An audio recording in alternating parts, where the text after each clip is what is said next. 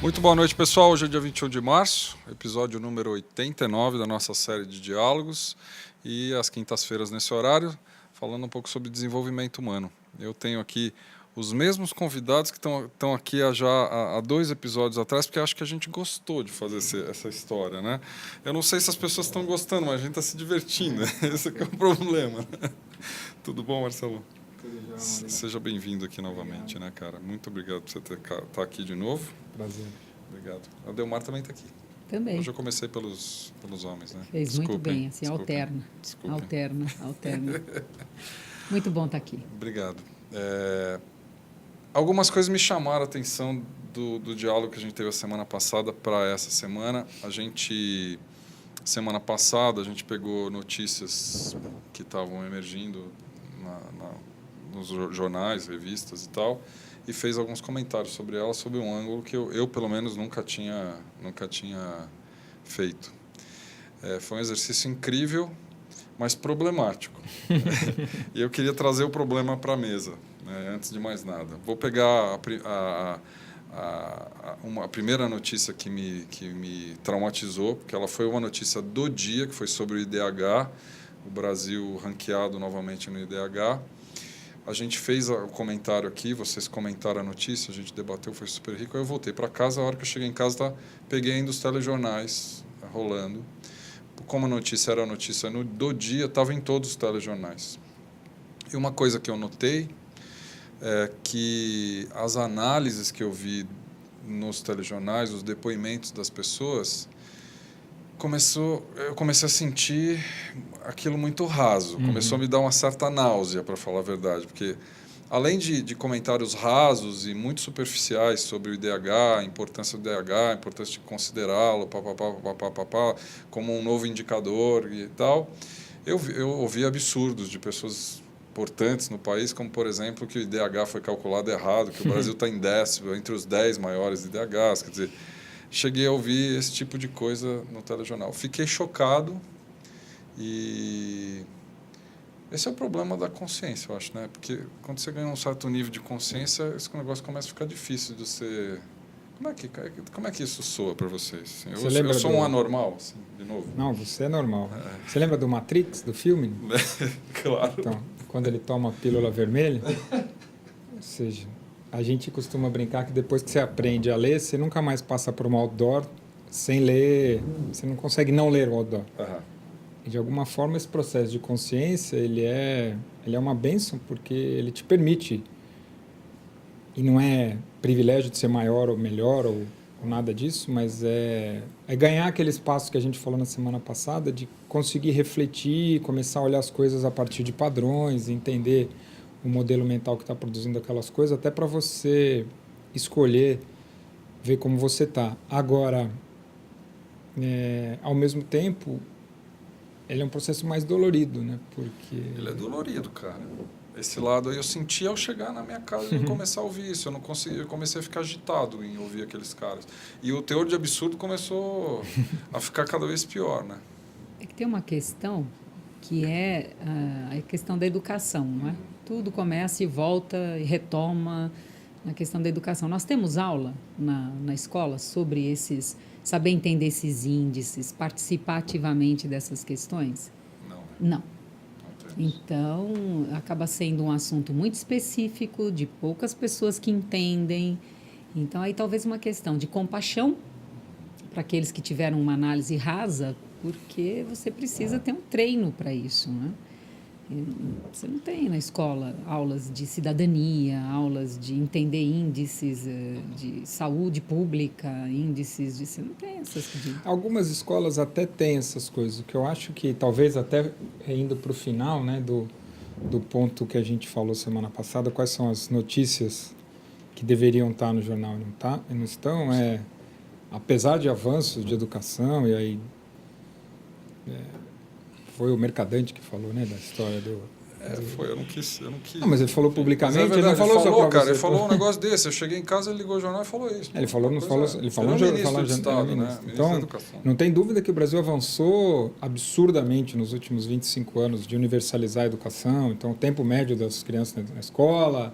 Tem muita coisa melhorou, né? Acabamos de fazer uma quantidade de sobre isso. pessoas no ensino médio. Agora, falar, as pessoas estão funcionalmente melhores para operar no mundo, para exercer no mundo? Não estão. E aí, porque ainda está emergente uma nova pedagogia, e na linha do que a Delmar está falando, ninguém ensina a gente a aprender, a ser crítico de um processo de investigação interna, de questionar o modelo mental e questionar de onde vêm as coisas, né? Você falou que teve o que agora? Você falou, acabamos de fazer um programa? Nós acabamos de fazer um programa com a Pilar, que estava aqui, que vocês encontraram. Ela foi secretária de Educação em BH e do governo do estado também, uma pessoa que assim, e estávamos discutindo esse tipo de coisa, até a saída do ministro, que virou prefeito agora, e estávamos discutindo exatamente isso. Da melhora que houve? Da melhora não, na verdade da dificuldade da escola melhorar. Ela trouxe vários pontos nessa linha aí que você está... Não tem dúvida que hoje a escola é uma grande linha de produção, né? E as crianças estão sendo tratadas assim, e aí você vai falar, puta, tá errado? Não, tá certo, porque já está provado, a Coreia provou isso, e os países que fizeram avanços importantes em educação nos últimos 30 anos, que investir na língua e em matemática melhora substancialmente a produtividade do país. Mas isso está longe de ser suficiente para uma sociedade endereçar os desafios para a emergência de uma nova sociedade. Então, isso é um bom tema. Se eu perguntasse para a Mari agora sobre esse assunto, o que será que ela responderia? Como pra sua Mari? filha. Pergunta para ela. Ela deve fala para ela, ela vai responder melhor que a gente. Ela tem mestrado em Educação por Valores na Espanha. Então, ela é obrigada a responder melhor que a gente. Essa foi a primeira, então acho que a gente tem que botar um anúncio aqui agora, né? Que esse programa pode gerar efeitos colaterais. Né? Isso, cuidado, gente, né? bom. Pode fazer mal para a saúde. Então.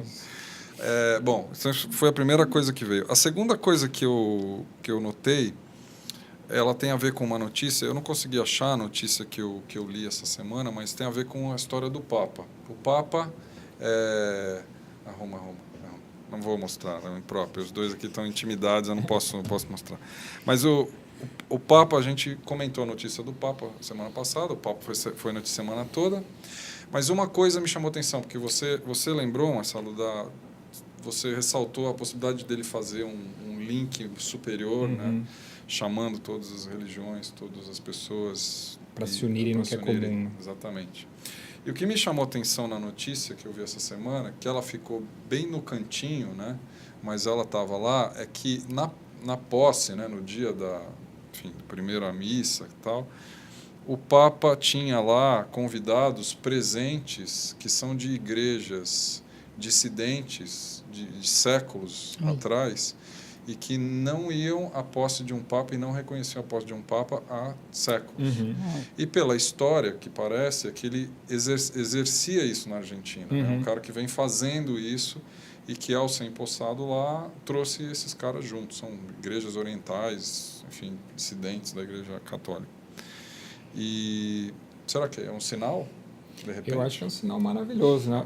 Assim, eu estava até brincando com a Delmar, a gente estava vendo algum comentário do Papa, e a forma, primeiro, simples, acolhedora e de alguma forma aberta que ele estava fazendo discurso, a gente falou, putz, não vamos nem falar muito, né? Porque é muito bom para ser verdade.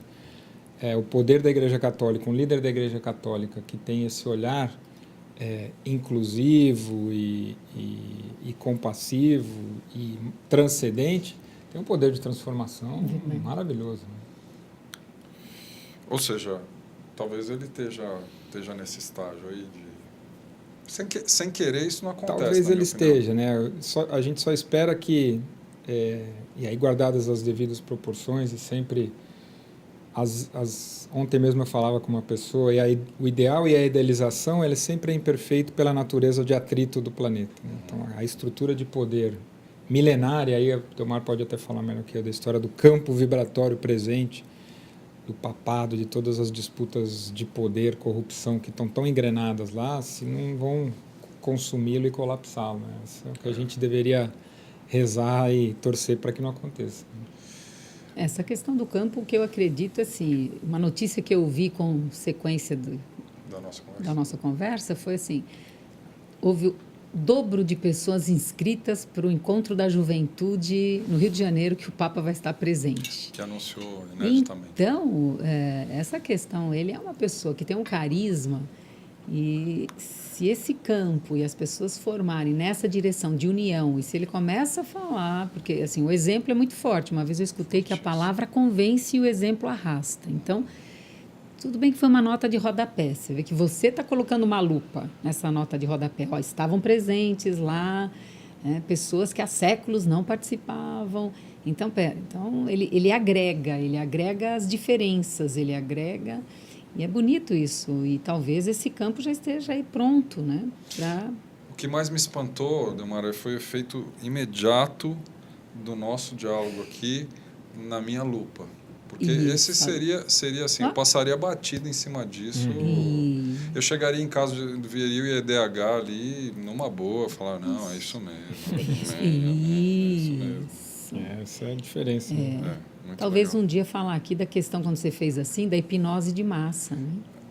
Tem um estudo interessante, né, que são 4, 5 tópicos. E um deles é esse, né, de chegar, ver a notícia e dizer amém, não refletir. Esse é outro tema muito relevante, que eu falei do Nicolas Taleb semana passada, e do Cisne Negro, e de vários outros estudos, de quanto a gente é influenciado por cultura e quanto a mídia, de forma geral, forma cultura. Então, às vezes tem algumas discussões interessantes na mídia. Não, porque tem que ter liberdade de imprensa, você pode passar qualquer coisa, e criança pode ver qualquer coisa. Eu acho que tem um limite para isso, que é até que ponto uma personalidade é formada por uma influência como essa. Né? E aí, toda a questão da publicidade. E, portanto, nós mesmos temos comportamentos arraigados que a gente não faz nem ideia de... Eles estão arraigados por influência do meio e da cultura. E ser crítico em relação a isso, acho que é um ponto muito relevante. Você tocou o negócio. Já a gente entra na outra notícia, né? Vamos perder a nossa... Fica abrindo o diretório aqui. Fica abrindo, né? Aí você abriu a carteira, abriu o diretório. Falou, não tem roteiro esse programa? Enfim. Mas você falou do marketing. Várias pessoas têm passado aqui que são pessoas que tinham uma posição na área de marketing, principalmente em agências, né? Caras que ditavam discursos e vendiam um bocado de coisa com os discursos dele. Ontem mesmo eu estive conversando com a Irene. A Irene, ela é uma pessoa formada em marketing, foi uma alta executiva na área de marketing das agências. O TEDx Vila Madá está indo para um espaço que ela tem aqui na Vila, e eu tenho visto pessoas como ela saírem do setor e se reposicionarem exatamente com esse incômodo, né, de estarem fazendo com que... Estou a serviço do quê? Estou a serviço do quê? Eu acho que esse ponto e principalmente porque a história do marketing está evoluindo de um negócio perverso, que era a psicologia do consumidor, que durante 30 anos começa no pós-guerra, o livro O Poder do Hábito de alguma forma fala isso e fala de alguns produtos, para um negócio que ainda é mais complicado, que é a história do Big Data e dos algoritmos, que você sabe bem do que eu estou falando, que é Facebook, Google, e não só. O Poder do Hábito fala do Tesco, que faz isso desde a década de 90, que a partir do padrão de consumo de população, e aí tem um exemplo de como eles aumentaram o per capita de consumo de mulheres grávidas por sinais fracos que vinham da consumidora, sabendo quando ela tinha ficado grávida. E a partir daí gerando estímulo, porque a mulher grávida emocionalmente gasta muito mais. Então, e a gente sabe que o Facebook, o Google, essa é a grande ferramenta de valor, e muitas empresas estão se estruturando para a história do... Tudo vai virar um algoritmo na nossa relação com as empresas, e até que ponto a gente mesmo está sendo induzido e manipulado no comportamento. E qual é o limite ético disso? Então, e o quanto isso vai induzir a comportamento e formação de personalidade, de sociedade. Esse que é um tema super relevante de ser discutido e que também não está nos jornais, né? É legal que a gente está pegando um tema aqui que não está nas páginas dos jornais. Né? Não, ele não está desse jeito, mas ele está do outro lado. Ele está pelo contrário dessa história está lá, né? Fale, Delmara. Não, era só para completar a questão desse exemplo que o Marcelo deu, que um pai de uma filha de 13 anos recebe uma mala direta de coisas de bebê, né? E aí ele ficou revoltado, ele ligou para ela e falou, escuta... Foi brigar com o Tesco. Foi brigar e tal, né? E passou dali um mês... A filha falou que estava grávida. O Tesco soube antes do pai. Não, mas é sério isso? Sério, tá no livro, O Poder do Hábito. Tem nome. Pesquisa. Fala sério, Não, cara. sério. Fala sério. Então, eu já estava me achando muito mal, porque esses dias, a minha filha de 9 assiste o tal do Carrossel, que é essa novela infantil do SBT, todo dia, né? E um dia eu sentei para ver com ela. Eu acho que é uma novela que, sei lá, dentre o portfólio ali, não é das piores, né? E eu sentei para ver com ela. O que me assustou não foi o conteúdo da novela, foi o volume de publicidade que tem no meio da novela. Pois é. Aí eu fiz uma negociação com ela. Eu falei, olha, eu te deixo assistir, só que você vê na internet. Você vê no dia seguinte na internet e você vê a íntegra do programa sem nenhuma publicidade. Porque é uma metralhadora em cima da criança. No momento que ela está de guarda baixa total. em relação de afeto com o programa. Né? Exatamente. Então, aí você associa os produtos total. com a emoção, o conteúdo da novela. Cara, loucura total. Eu estava me achando um calhorda, mas eu não sei, resolvi fazer. Acho que é uma boa medida. A antroposofia fala isso, né? Televisão e videogame antes dos 7 anos, nem pensar. Pronto, já piorei de novo. Esse programa não está me fazendo bem. A maioria dos diálogos são ótimos, mas esse aqui não está me fazendo bem. Só que tem outro número que até os 7 anos as crianças já assistiram mais de 5 mil, hoje muito mais, provavelmente muito mais. 10 mil horas de TV. Então, assim, de novo, é um dado, é um fato que precisa ser olhado, né? Um fato de realidade, para ver como é que se transforma. Você encontrou um caminho, você encontrou um caminho. Ó, legal você assistir, mas você assiste ali na íntegra, você assiste o conteúdo sem publicidade. Ó, você achou um caminho. Mas o Marcelo piorou tudo aqui agora. Eu pensei que tivesse achado. O Rudolf Steiner que falava isso, não fui eu. Tá certo. Vamos à notícia, então. Vou trazer a notícia aqui. Sabia que eu não podia ter saído nas notícias. Olha só, a outra notícia que a gente selecionou foi sobre o aborto. Eu vou botar ela aqui, deixa eu colocar a notícia aqui na tela. Ela fala o seguinte, está aqui, a gente pegou a do G1 aqui. É inaceitável mulheres morrerem em abortos inseguros. O órgão aqui, o Conselho Federal da Medicina, CFM, que está aqui, criticou condições em que as mulheres pobres interrompem a gravidez. O Conselho vai entregar ao Senado proposta para liberar aborto até a 12ª semana. Polêmico paca isso aqui. Né? Esse é um assunto maravilhoso, né? Super difícil. Dolorido, e acho que esse é uma parte da notícia. O que tem muitos desses fatos é uma perspectiva, a perspectiva do ponto de vista de saúde pública dos médicos tratando uma dessas dimensões, que é hoje uma mulher que quer abortar, não tem possibilidade de fazer isso de forma legal, faz de forma ilegal. Então, essa é uma perspectiva. Tem uma autora que chama Carol Gilligan, que ela pesquisou moral de mulheres exatamente nessa questão do aborto. Eu acho que a primeira coisa que a gente queria trazer nisso é a complexidade moral e ética dessa decisão. Que é uma outra perspectiva. Que é, talvez, de alguma forma, o contexto para a gente fazer essa conversa. Porque o que ela pesquisou, assim, tem pelo menos 3 níveis em que essa decisão é tomada. Um é o nível mais egocêntrico, que é a mulher falar, meu corpo é meu, eu aborto quando eu quiser e acabou. Que é uma parte do posicionamento de muitos órgãos de direitos de defesa de direitos humanos, vão por aí. Legal, acho que está certo. Tem uma outra perspectiva, que é a perspectiva de falar, não, tem uma vida aqui. E tem uma vida, isso é sagrado, e às vezes tem o aspecto religioso, o aspecto espiritual, até o aspecto... Jurídico, legal. Ou até o aspecto de falar, a ciência já comprovou que na formação do embrião tá vivo já. Tem vida. Se tem consciência, sei lá. Mas tem vida e aí por conta disso, quer seja por uma questão dogmática, religiosa, de não se sentir culpado, quer seja por isso, fala, bom, não vou abortar. Então tem um sim, vou abortar, egocêntrico. Tem um não vou abortar, etnocêntrico. E tem uma terceira, que de alguma forma é sim e não. Porque sim, tem uma mulher que tem sua livre escolha, que é dona do seu corpo, responsável pelas suas escolhas, mas também percebe e reconhece que existe vida, que tem um ser e que, portanto, reconhece que essa decisão, qualquer que seja, é uma decisão que carrega uma consequência. E tem uma questão que quando o Marcelo fala isso, essa pesquisadora, por mais de 20 anos, ela fez essa pesquisa com mulheres. E ela encontrou a resposta daquelas que diziam, logo no início, o problema é meu, a barriga é minha e eu faço o que eu quero. Depois de alguns anos, elas mudavam o discurso delas, a opinião delas, para o segundo. Então, elas diziam, depois de anos, não, hoje eu não faria, porque encontrei ou na religião, ou numa lei social, ou na regra da família. Então, ela diria, não, por essas questões, né, de lei, de religião e de família, eu não faria. Depois de anos, se fazia a pergunta para essa mesma mulher e ela mudava Outra de novo. posição. Ela tinha outra posição, por isso que chama desenvolvimento, porque ela muda ao longo do tempo. E na terceira ela dizia, porque hoje, se está em risco a vida da mãe e do feto, o que se faz?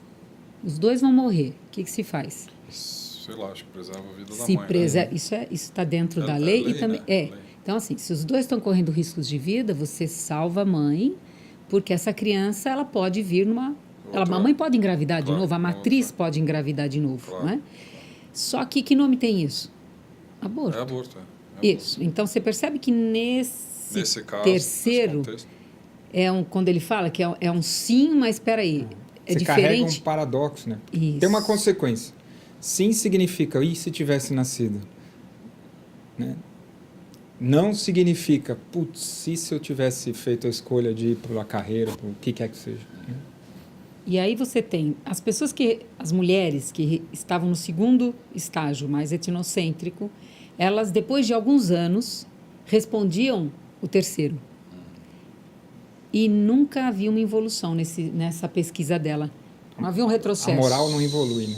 Entendeu? O que é interessante na pesquisa da Carol é isso. Então, você tem, da primeiro estágio, ele vai para o segundo e vai para o terceiro. O segundo vai para o terceiro e o terceiro ele respondia 20 anos depois, as mulheres continuavam respondendo a mesma coisa, que é a questão da valorização da vida. Que nesse terceiro estágio, o valor que se dá é para a vida. Né? E aí acho que entra uma outra coisa interessante, que a questão dos movimentos. Existem movimentos contra o aborto. E sempre que vem esse tema, é importante refletir, porque ainda mais as pessoas que já assistiram Luz e Sombra, se você vai contra algo, né, você mexe com a polaridade, você mexe com a sombra. Isso é pesquisa também. Toda vez que se faz movimento contra o fumo, aumenta a incidência de fumo. pessoas fumam mais. Mais. Sério? Sério. Isso é pesquisa. Que doido. É. Então, é a mesma coisa, precisa tomar cautela com movimentos contra. Aí você vai falar, mas o que você pode fazer? Você pode escolher, né? Você escolhe a vida, mas você não precisa ir. Sou a favor da vida e contra o aborto. Você pode fazer uma escolha, em vez de mexer com a polaridade. O que eu acho que a gente está tentando trazer aqui, o aborto é um tema, dentre muitos, que a sociedade vive de dilemas, que é entre explorar a Amazônia e aumentar a inclusão da população, o que eu faço? Os dois. Agora, como é que você faz os dois? Questões éticas, tem até esses dilemas éticos, se você estiver num barco em alto mar, com chance, poucas pessoas precisam sobreviver, e tem a Madre Teresa de Calcutá e um médico que pode salvar as pessoas, quem que você joga? Não, eu não vou. Você já me fez falar do ministro aqui.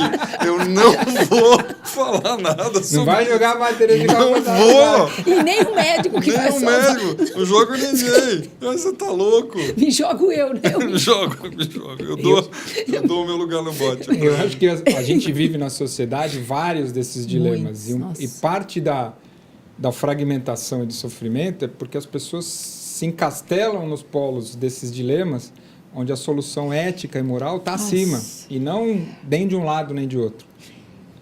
E aí, assim, alguns casos que aconteceram bem próximos. Então, eu lembro de uma pessoa muito querida que ela engravidou e teve o diagnóstico de uma criança anencéfala. Naquela época que havia Estava um debate na sociedade.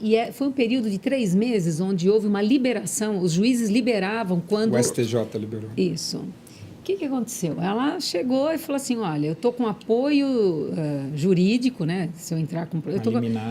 entro com liminar, tem apoio de, né, algumas terapeutas, então, o que eu faço? E aí é o que o Marcelo falou, como é que você, nesse momento, você vê esse dilema?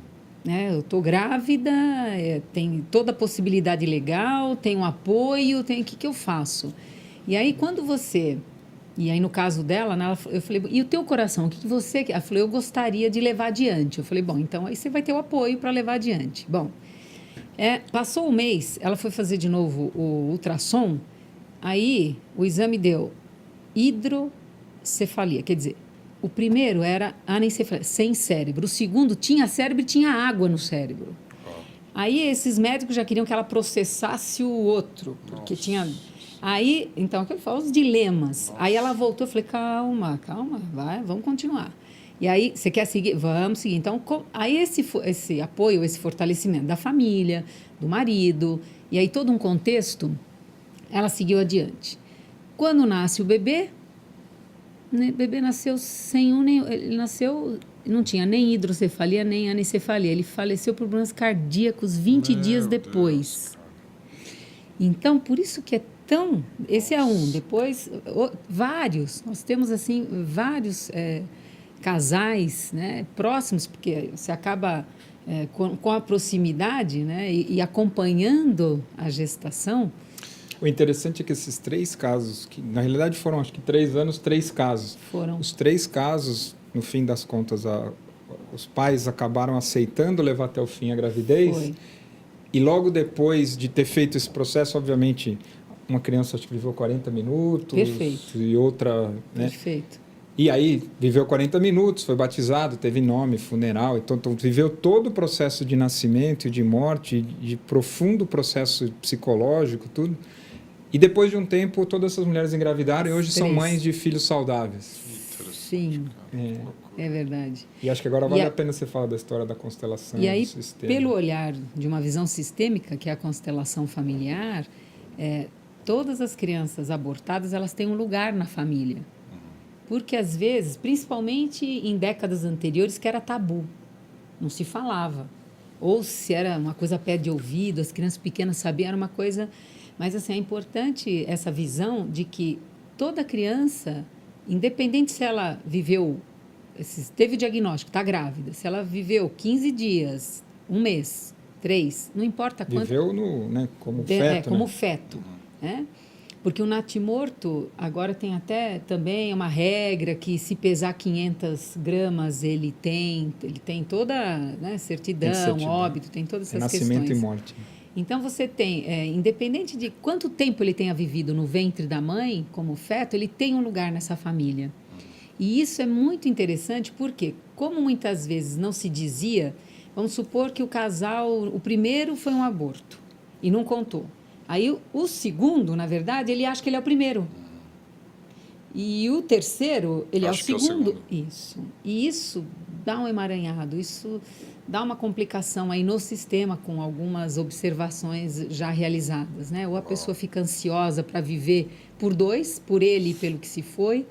Enfim, tem aí algumas questões, mas é importante que as pessoas saibam disso, que elas deem um lugar no coração delas para esse feto abortado. Talvez você está falando a coisa mais legal, que essa é uma decisão para tomar com o coração e com a alma, porque ela é moral, né? Ela não é só para tomar com a mente.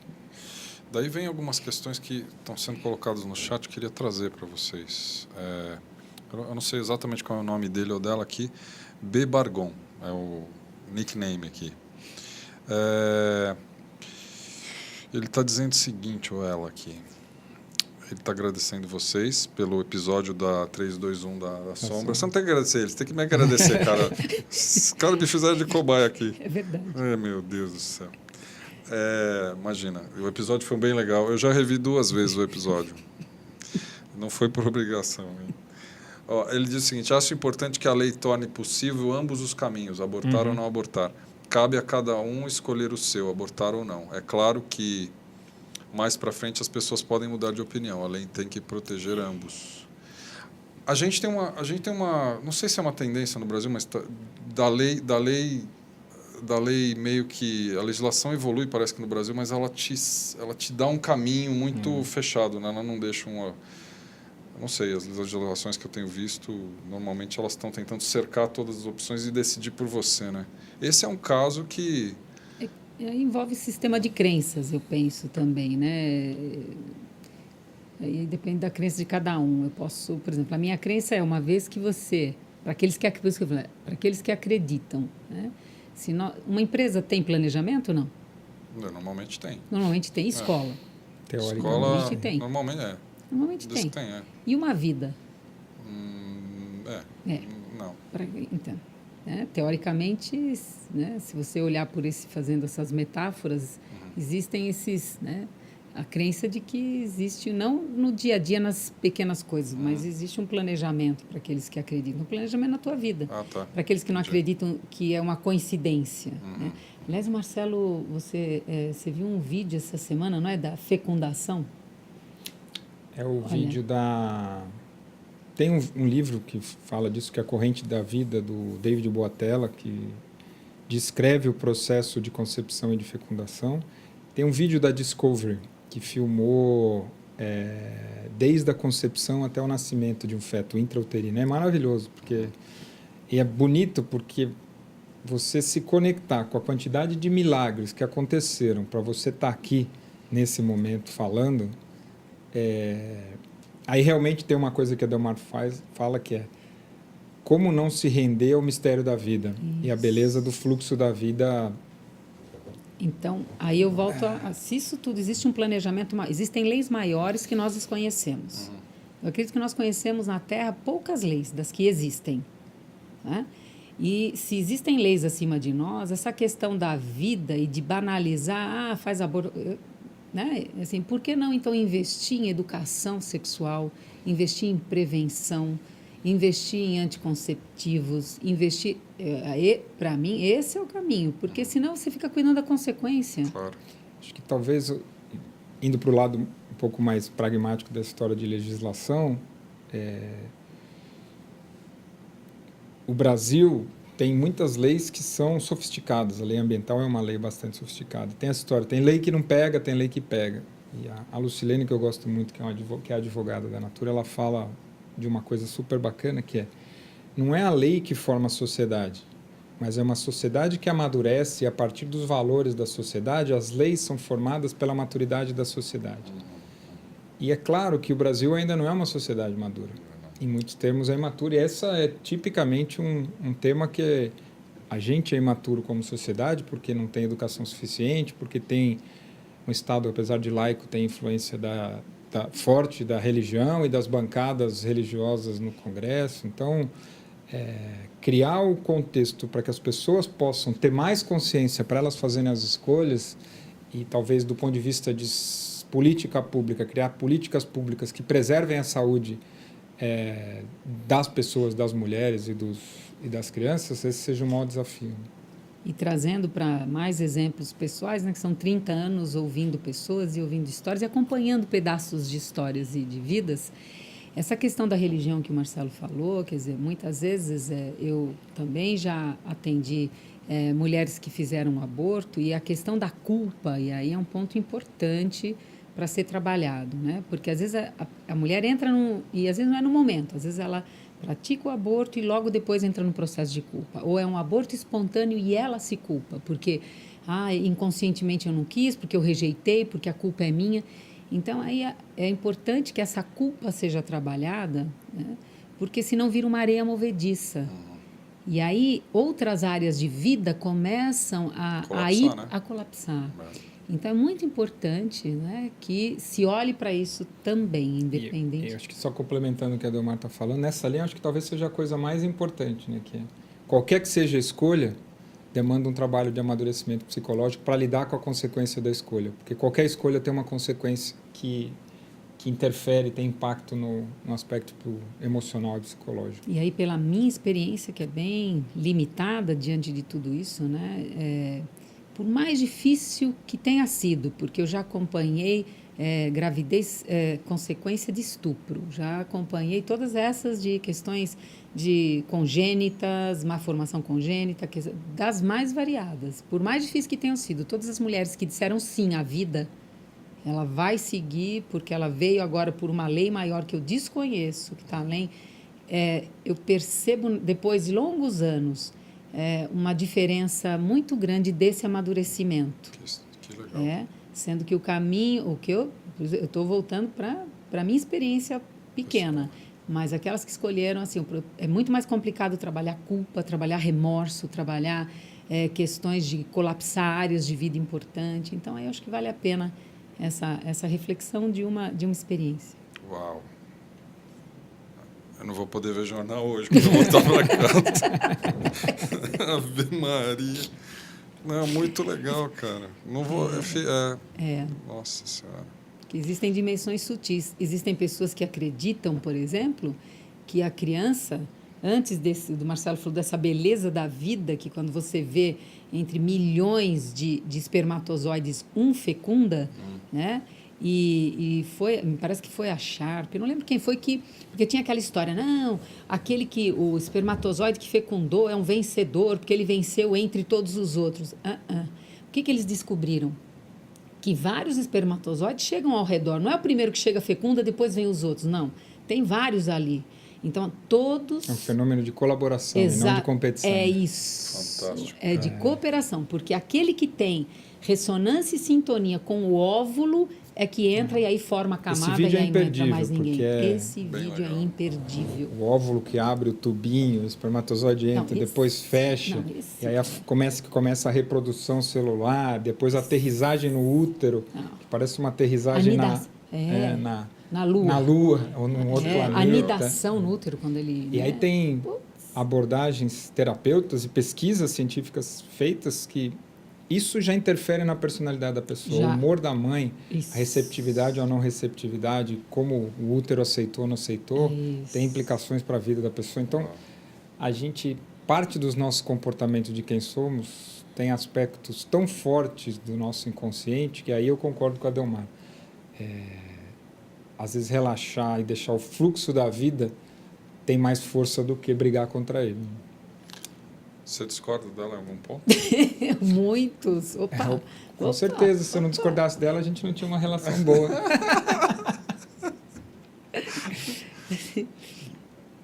Meu Deus. Ainda bem que semana que vem vocês não vão estar aqui. Podemos pular para outra notícia? Vamos nessa. Vocês trouxeram Você fala um pouco sobre o tema, porque eu não vou conseguir... Mas a gente resolveu, nesse episódio, trazer uma notícia que não é notícia popular, assim, que está deveria ser, né? Que deveria ser, mas não está, né?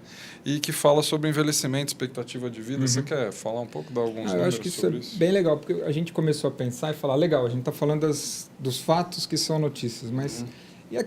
E, obviamente, pela limitação e superficialidade do noticiário, que são coisas que já estão impactando as nossas escolhas no dia a dia, que a gente não está nem... Que não foram notícias. E que tem uma porrada, né? Eu comecei a dar uma olhada, relembrando um pouco, você participou da Semana de Inspiração lá da Natura.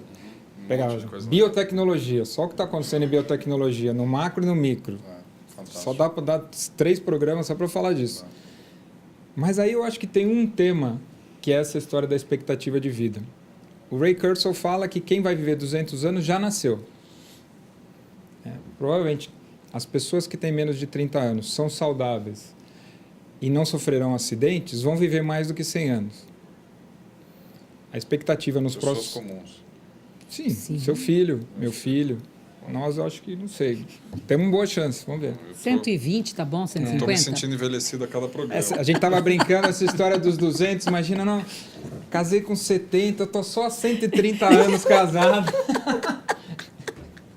E eu querendo perguntar para vocês se vocês discordam. Que ingenuidade. Vai ser divertido, né? E eu acho que nos próximos 20 anos, a expectativa de vida, que já aumentou muito, né? Em 50 anos, a gente saiu de menos de 50 anos para 68 anos de expectativa de vida na média do planeta. A gente está falando da média do planeta, contando a África, a Índia, a China. E nos próximos 20 anos a gente está falando de aumentar 5 anos de expectativa de vida e para quase 74 anos de expectativa de vida. E eu acho que isso é extremamente relevante. Primeiro, do ponto de vista concreto, que é para a saúde, todos os sistemas de previdência, sistemas de saúde, nenhuma conta fecha em nenhum lugar do mundo, porque todos os sistemas foram desenhados para uma expectativa de vida do pós-guerra de 60 na Europa. Da relação das pessoas com o trabalho. A ideia de se aposentar com 60 anos, a capa da Exame dessa quinzena é o Roberto Setúbal, do Itaú, que está no auge, o banco voando, e tem uma regra no banco, que o pai dele que instituiu há 30 anos atrás, que tem que se aposentar com 62. O cara de 62 anos tem a vitalidade que há 20 anos, 30 anos atrás, um cara de 40 tinha. É verdade. Você vai desperdiçar o talento dele por causa dessa regra? No É a auge, pergunta da Exame. Mais do que isso é a relação das pessoas com o significado no trabalho. Essa ideia de, puta, eu trabalho, um emprego, uma carreira onde eu paro. Para do quê? Para quê? Né? E o terceiro, que eu acho que é mais profundo ainda, é a nossa experiência de vida está ligada à finitude. E essa coisa, eu vivo até 70, agora eu vivo até 80, está ligado porque você vê os seus netos, né? Herança, o legado que você deixa. Quando você vai a 120, você está falando de 2 ou 3 gerações a mais. E essa relação com a finitude muda. A perspectiva existencial de legado, de significado na vida, ganha uma outra dimensão. Então, não é para você pensar nisso daqui a 50 anos, quando você estiver com 100, capengando porque está com doença crônica, está com diabetes, está com osteoporose, com a sensação... Essas doenças ainda são fáceis, porque vão ter remédio. A pior doença é você chegar com 100 anos com a doença do fracasso da alma e falar o que eu fiz com a minha vida. Que provavelmente não chega nos 100 anos, porque é a força do caráter, como dizia o James Hillman, que falava disso. E eu acho que essa é uma reflexão importante para as pessoas fazerem. O que você vai fazer vivendo 100, 120 anos? E o que o sistema tem hoje já para que possamos fazer escolhas nessa direção? É uma pergunta para você. Cara, eu tô só capturando aqui o que vocês estão falando. É uma história séria mesmo, né? A gente mesmo aqui já entrou... Tinha um outro tema que a gente tinha falado, que é medicina e saúde. Eu não quero entrar nele. Mas ele é correlato a isso. É extremamente correlato, né? Na hora que você vê, por exemplo, as pessoas ficando mais velhas, hoje em dia, com o nível de medicalização que existe, né? Não sei, posso falar, por exemplo, os antidepressivos, por exemplo, que cada vez mais as pessoas mais velhas começam a usar, porque talvez já seja um efeito dessa pergunta que você falou que eu vou fazer na minha vida quando eu tiver 100 anos, né? Não é tomando antidepressivo. Né? Pois é, mas... Não, então, eu sei que não, mas se você pensar, talvez já seja um... Assim, um sintoma. As pessoas querendo serem saudáveis, né? É um sintoma. Ou pelo menos fugir dos sintomas. Né? Mas o que você traz com isso? Que você tem que me preocupar agora, já? Claro, quais são as escolhas que você está fazendo do ponto de vista de saúde? Eu fiquei sabendo que você falou até no programa, fazer meditação. Estou fazendo. Poxa, e quais são os benefícios que você encontrou na meditação? Não, são enormes, energéticos até, né? São assim, um equilíbrio energético, tranquilidade. Assim, os fisiológicos são enormes, né? Estou ainda sentindo os outros, mas são enormes. De fato... Você adquiriu um hábito que está indo nessa direção, que o sistema oferece, porque o sistema social, a rede social que nós vivemos hoje, a informação, os lugares, enfim, você foi, aprendeu, e aí você começou a praticar. E você começou a praticar um hábito que ele teve um reflexo em várias outras dimensões. Você já falou. No mental, os pensamentos, no emocional, no físico. Opa! Talvez até fazer entre a meditação e o antidepressivo, tem uma escolha que a gente pode fazer, que é, ao invés de tentar ser menos doente, aí é o antidepressivo, é a aspirina, que são medicamentos fundamentais para a expectativa de vida, mas eles têm um foco. A indústria de saúde hoje, ela tem um foco de doença. Tem uma escolha para você fazer, que é a escolha de ser saudável, de encontrar hábitos. Meditação deles, alimentação é outra, sono é outro. Mas existe um condicionamento, eu gosto daquela metáfora da calha. Agora é época de chuva. As calhas entopem. Nossa. A maioria espera a calha entupir para arrumar, para chamar alguém, para desentupir. Porque é quando você vê que está entupido. Isso. Então, fazendo... Não é preventivo. Isso. Então, fazendo um paralelo, a maioria, né, começa ter sintomas ou aparece uma doença, daí vai buscar.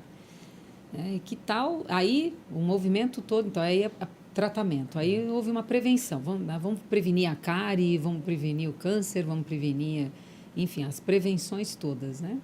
Outra coisa importante Agora, é a questão financeira. O terceiro passo, né? Que é o que o Marcelo fala da promoção da saúde. Fazer meditação, você já está nesse estágio aqui. A questão financeira que é importante, porque você tinha a história, bom, vou morrer com 60, 70 anos, a gente encontrou uma pessoa que falou que tem 60 e poucos, 50 e poucos anos, e disse que quando o pai dele tinha 50 anos, ele tinha 10, e os tios dele foram morrendo, ele falou, eu vou morrer e você vai ter que se virar aí. Né?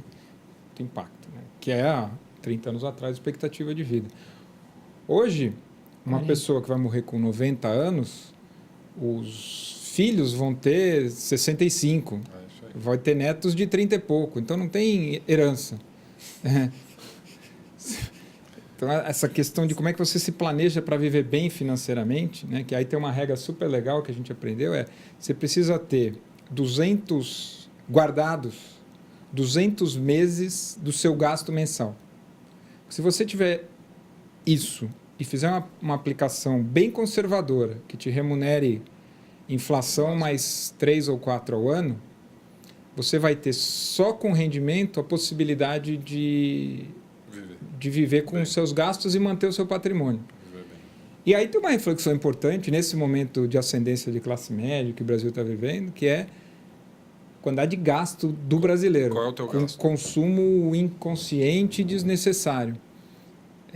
Mas que é inconsciente por conta da história da propaganda e desses... Ó, como de uma notícia vazio, linka né? na outra. Ó. De preencher o vazio, de preencher o buraco. Então, essa questão da... E é muito legal o que o cara falou pra gente, é quem é rico? É rico quem tem guardado 200 meses do gasto mensal. Fantástico. Se eu gastar R$1.000, tem que ter 200 com 200 mil reais. Se eu gastar 50 mil reais, eu preciso de 10 milhões de reais. A regra é tão simples quanto é. Se eu tiver 10 milhões de reais, mas gastar 100 por mês, eu sou pobre, porque eu estou destruindo meu patrimônio. Claro. Né? Cara, mas que louco isso. A gente fez um dos TEDx aqui na Vila, ele tocou esse tema e a gente fez uma pesquisa sobre essa questão de gestão da grana, né, uso consciente de dinheiro e tal. Você falou do Itaú, está muito ligado a eles. E a sondagem mostrou claramente o seguinte, as pessoas conseguem pensar bem no curto prazo, mas nada no longo. Uhum. Então, por exemplo, você quer falar de previdência com o cara, aquela coisa não ecoa, né? Porque você pode falar o que você quiser de previdência com ele, porque ele tá sempre no curto prazo, ele nunca está no médio. Me parece que é a mesma coisa com questão de saúde. Sem Com a vida. Com a vida, exatamente. Porque Você está hipotecando a vida. você está... Porque envelhecer é novo no planeta. Entendi. E a ideia de envelhecimento é aquele velhinho com a bengala, Claro. arqueado. E aí precisa haver uma mudança mesmo nas crenças que nós trazemos. E a nossa geração é que faz essa mudança. Porque quando eu tinha 15, uma pessoa de 30 era velha. É verdade. O Ray Kurzweil, que é o cara da singularidade, ele fala que... Ele diz que em 30 anos vai ser possível viver 1000 anos. Aí, não vamos nem chegar lá, né? Mas o que a gente já viu, a gente viu junto uma parte disso aqui, com medicina personalizada, biotecnologia, genômica, você vai poder substituir uma perna, um braço, um fígado, um olho. Você é quase eterno. Inclusive com capacidade do que está substituindo melhor do que o que está sendo substituído. Nossa, é assustador, cara.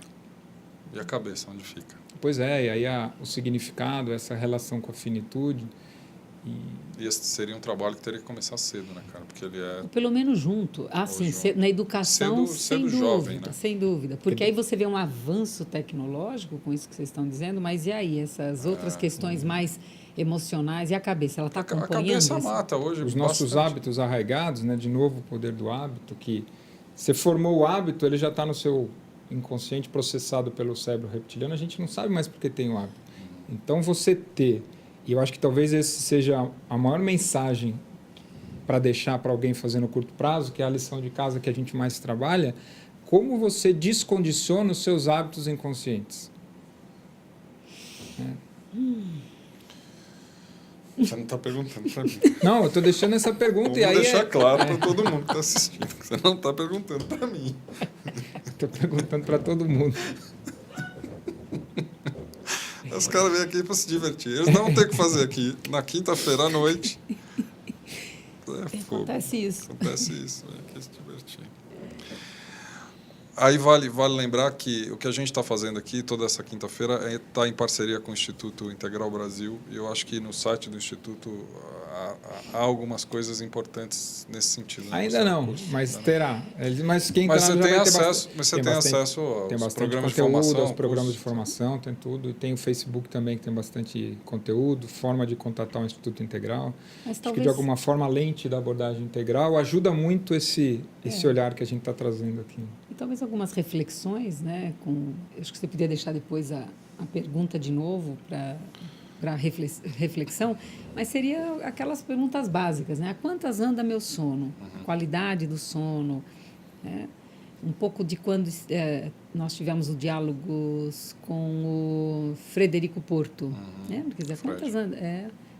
E a alimentação, e atividade física, e tudo isso, a consciência para a idade que vocês têm no momento, a intensidade de atividades ou não, né? Como é que é que é uma dimensão mais física, talvez trazer essa história do hábito angular, né? Que a gente tem tantos hábitos, que é o que eles descobriram da mudança de hábito, que às vezes você se concentrar em uma coisa, essa coisa é tão angular e tem um poder de alavancagem que transborda para outras áreas da sua vida, tipo atividade física, família que janta junto, arrumar a cama, são coisas que criam novas ranhuras neurais que te ajudam a lidar e mexer com outros hábitos.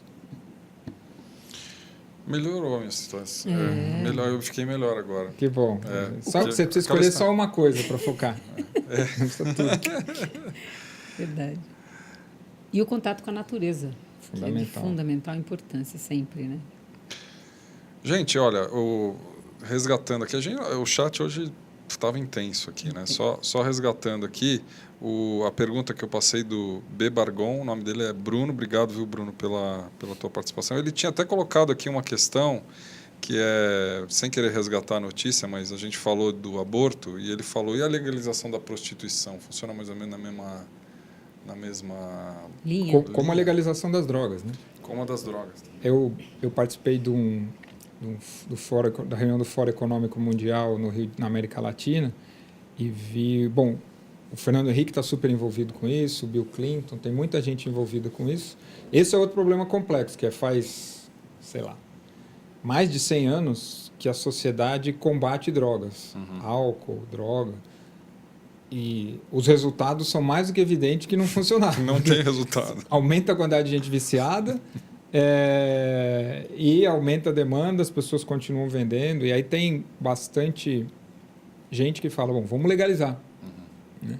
E a tese e eu acho que é da prostituição a mesma coisa, a tese desse colombiano é, enquanto tiver demanda, se você legalizar e criar política pública, e não é legalizar assim, vamos legalizar para uma criança de 3 anos fumar maconha se ela quiser, não é disso que a gente está falando. Mas todo mundo sabe que ele falava, né, que o jovem da Universidade de Harvard fuma no dormitório maconha, por que não criar o contexto para esse cara fumar maconha? Sabendo as consequências. Ninguém está falando que é saudável. A gente está falando de criar uma política pública que limite o impacto de saúde pública e do tráfico, que eu acho que a história desse cara, ele era um colombiano, falando do tráfico infiltrando nas instituições com deputados, e aí falava do Evo Morales, que é o cocaleiro, tal, do impacto disso na sociedade. De novo, o que é certo? De novo, a questão da educação e de mostrar, né? Tem o João Lourenço, que eu gosto muito, que ele tem um trabalho fantástico, que é de levar mesmo para a escola as consequências, né?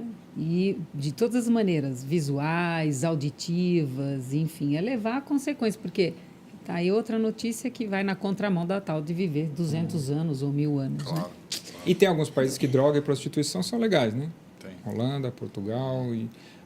Parece que a experiência de Portugal, diferente da Suíça, por exemplo, que foi uma tragédia, a experiência de Portugal em legalizar a droga é muito boa. De alguma forma, diminuiu o consumo, limitou a questão do tráfico, tem um processo de educação bem forte. O pessoal que está no chat, até onde eu consigo acompanhar aqui, né, estão perguntando de novo qual é o vídeo que você se referenciou da televisão? Programa? Discovery, não. Não é. Ele passou na Discovery, mas esse é um Discovery. vídeo que você pode comprar pela Saraiva, chama Concepção e Nascimento. Se você der um Google de Discovery, Concepção e Nascimento, Vai achar. Conception, No YouTube? Tá bom. Tem partes dele no YouTube. Também estão referenciando aqui o seu talk no TEDx. Eu descobri porque o seu talk no TEDx tem muitos views. Porque o cara tem que ver 3 vezes para entender. Cada um vê 3 vezes. Divide por 3. Tem muitos views. Dá um desconto. Cara, enfim, essa é uma teoria pessoal. É uma sacanagem. Muito legal, muito legal. Olha, acho que é isso, né? Fechamos aqui? Fechamos. Bacana as notícias de hoje, né? Puxa, profundas. Muito legal. Então, de novo, obrigado, Marcelo. Obrigado a vocês. Mais uma vez, né? Delmar? Obrigado, Maurício. Muito obrigado, viu? Pessoal, vocês estiveram com a gente, obrigado. Deem o seu feedback para nós, se você puder. Está aí o feedback.educados.com sobre o programa, ideias, mandem para cá. E é isso aí, a gente se vê na semana que vem. Um grande beijo para todo mundo.